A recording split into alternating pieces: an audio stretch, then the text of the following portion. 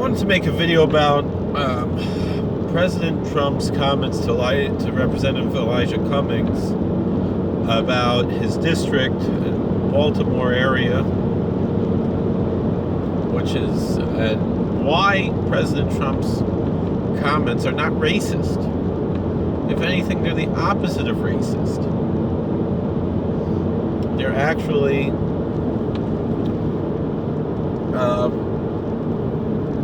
what needs to be said.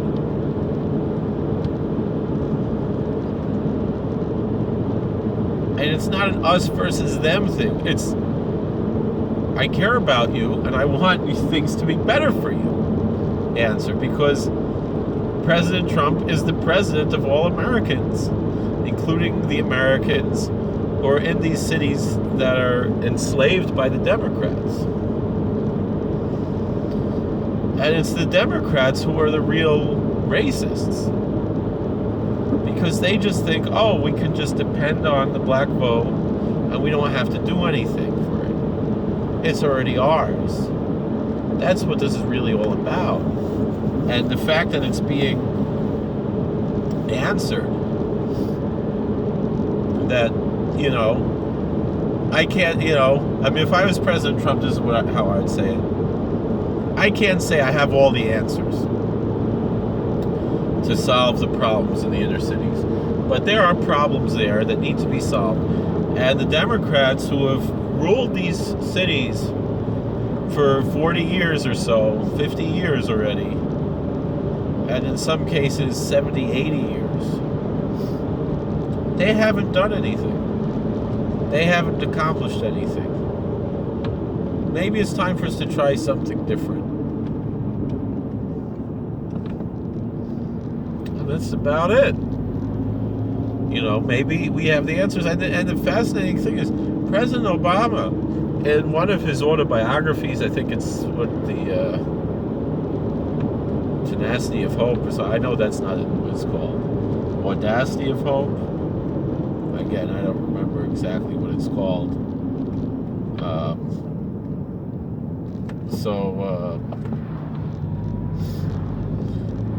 It's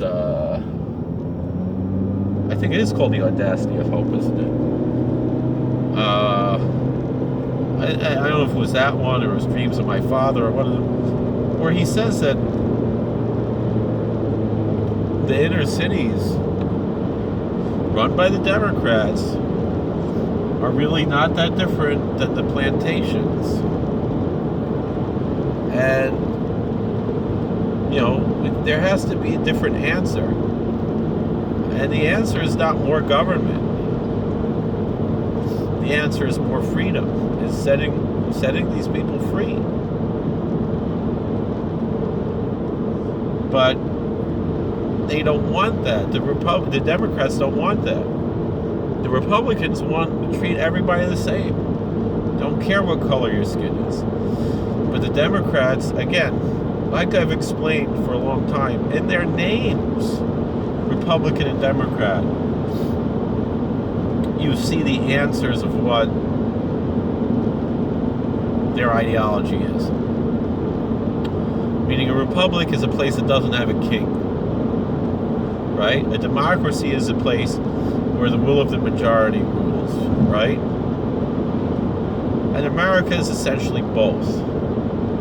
It's essentially a republic with some democratic aspects. Well, the intention of the founders that the only real democratically elected part of the federal government would be the House of Representatives. The presidency would be elected by the Electoral College.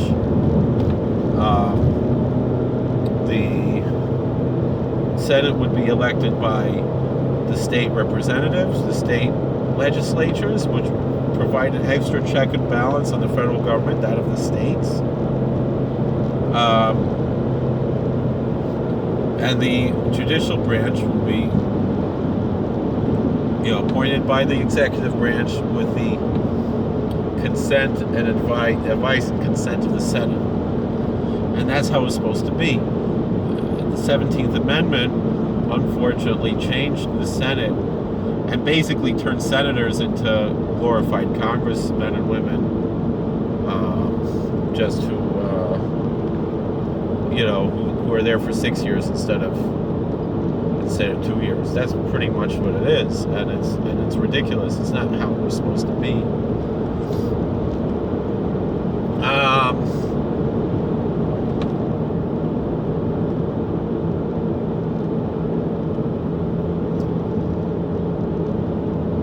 And that's pretty much what we have here.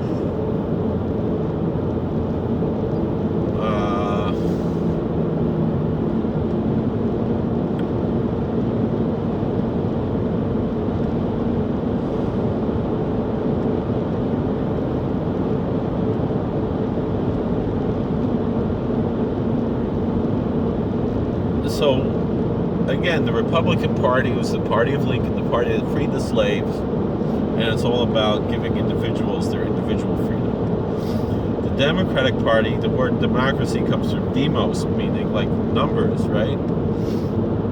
Demographics, that's what they care about, are demographics. Meaning, can we put you into this box so we have a voting bloc that'll vote for us? That's pretty much what the Democrats care about. Whereas the Republicans care about what kind of freedom can we give you? How can we get out of the way and let you succeed on your own?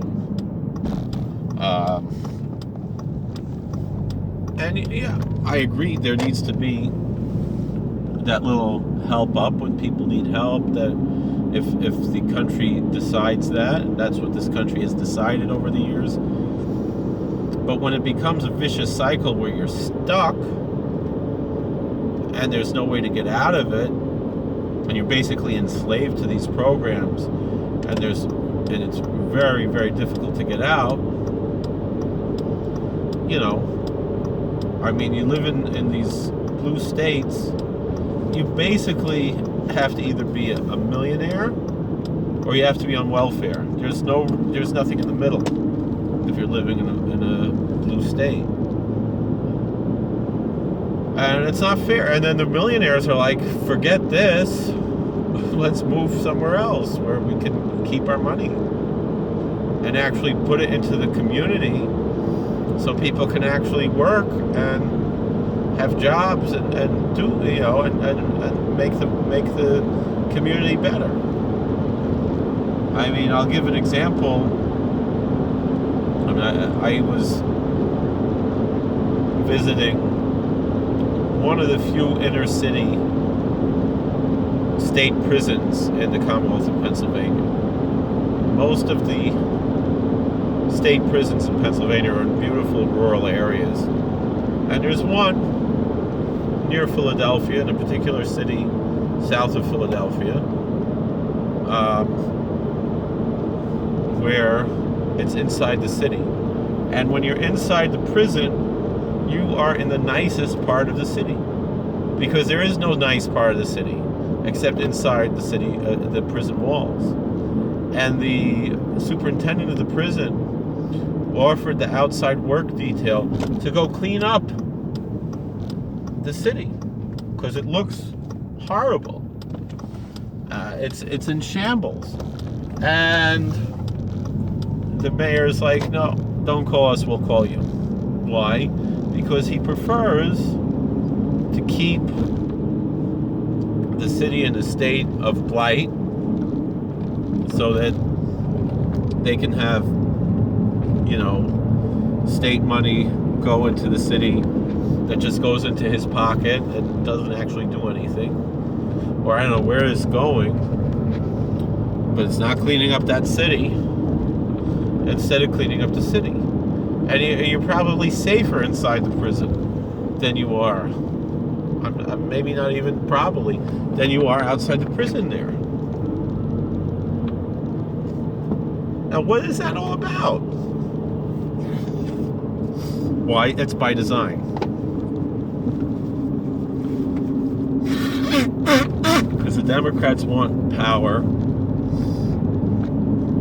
and so they want to keep a permanent underclass who will just constantly vote for them, and they won't have to do anything for them.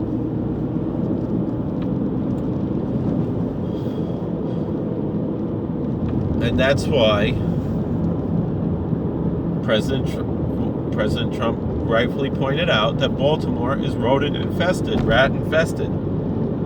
He didn't say it's infested with a certain race of people. He's not dehumanizing the people. It's the Democrats who are dehumanizing.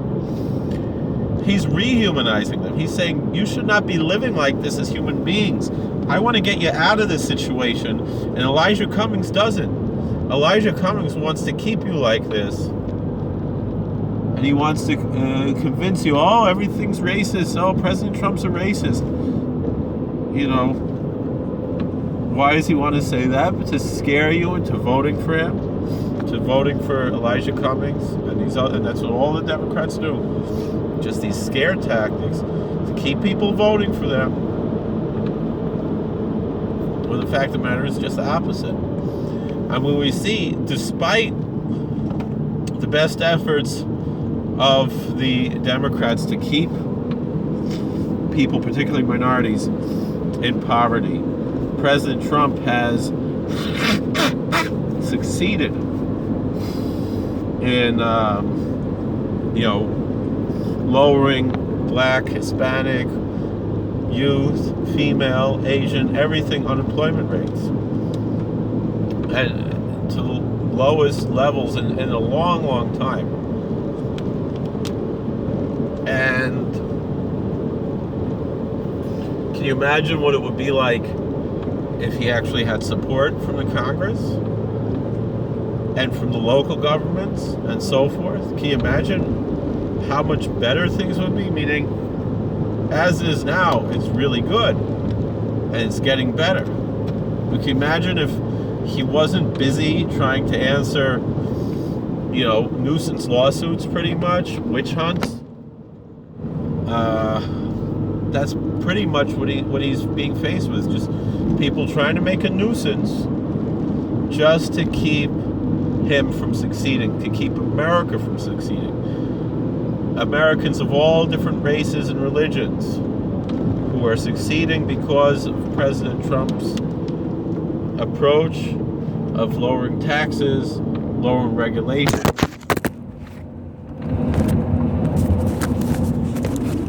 giving people opportunities, and the Democrats don't want that to happen. The Democrats want people to be poor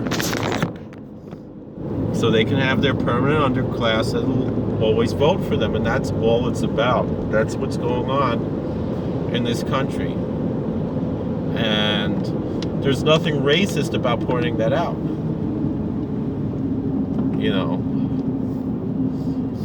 What's racist is keeping people in their racially charged boxes just to make them easy voting blocks, instead of giving people opportunity to escape the cycle of poverty.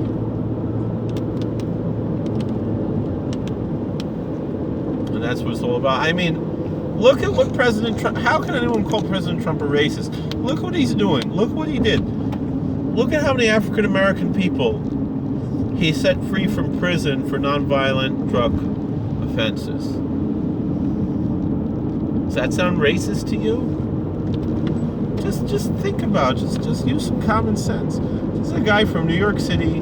He used to hang out with Al Sharpton and Jesse Jackson and Don King.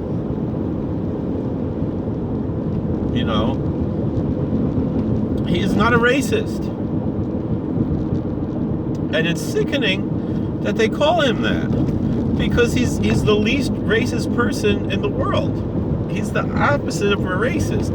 The same thing, they'll say he's anti-Semitic. What the hell does that mean? His daughter is Jewish, and he didn't disown her. She's an advisor to him, as is his Jewish son-in-law. And the thing is, all the other Trump kids are all married to or dated or have dated people of Jewish heritage. And here in the case of Ivanka and Jared Kushner, you have real Jews, people who keep Shabbos, the real deal. Even if they don't, even if they might not be on the most ultra-Orthodox level, but they're doing Yiddishkeit. They're real Jews. You know, you don't have to be ultra-Orthodox, but to call yourself Jewish, you have to nominally keep Shabbos, kashrus. You know, even and they maybe mess up once. We all mess up, but they essentially, and people say Lashon Hara or Motzi Shem Ra about them, which is unfair and disgusting. But they're, maminim b'nei maminim.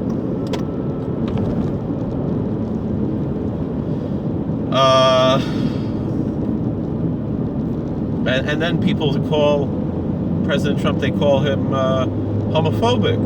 Now, he's the most pro-gay president they've ever had in history.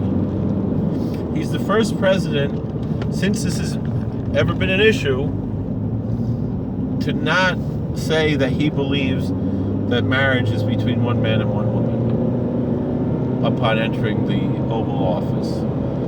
Don't you, Hillary Clinton, time and time again, said marriage is between one man and one woman.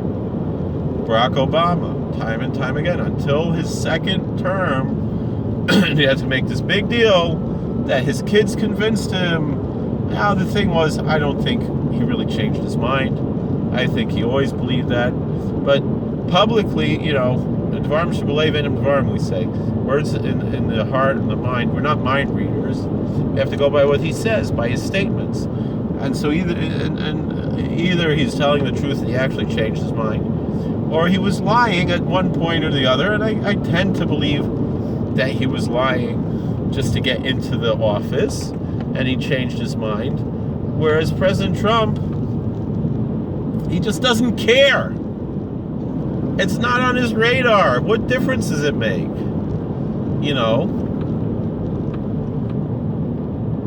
In fact, he's, again, and his policies and so forth around the world, vis-a-vis decriminalizing homosexuality and so forth, he's the most pro-gay president we've ever had on a global scale. He's trying to get rid of, countries that, whether they're Christian or Muslim, he's trying to pressure them to get rid of laws that he's trying to make sure that, whatever a person's private sexual acts are decriminalized throughout the world. Who else ever tried to do that? And again, it's on two sides. You can have personal. Then people say, well, look, he took for a running mate this bigot, Mike Pence. Mike Pence is not a bigot.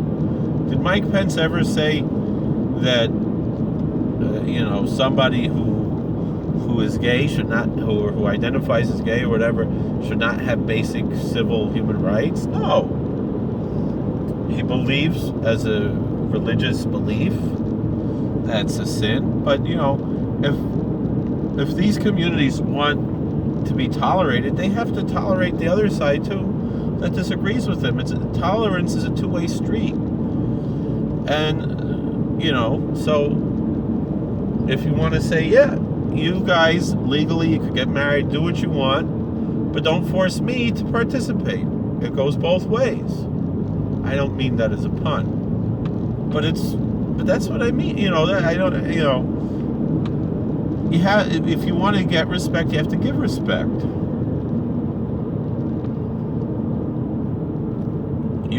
But the activists, which is not the entirety of the, self-identified homosexual community even. But people are like, they want to say, no, you have to participate in these things, and if you don't, you're a bigot, and it's not true.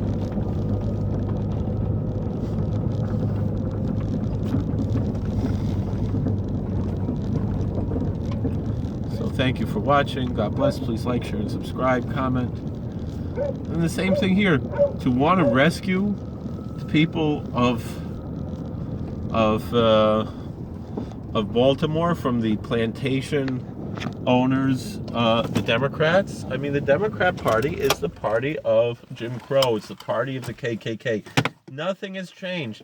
They are still exactly the same, and they're still enslaving people. And just because the slave owners might have dark skin, you know, it doesn't justify it in any way. So thank you for watching. God bless. Please like, share, and subscribe. Comment. We'll see you later. Take care.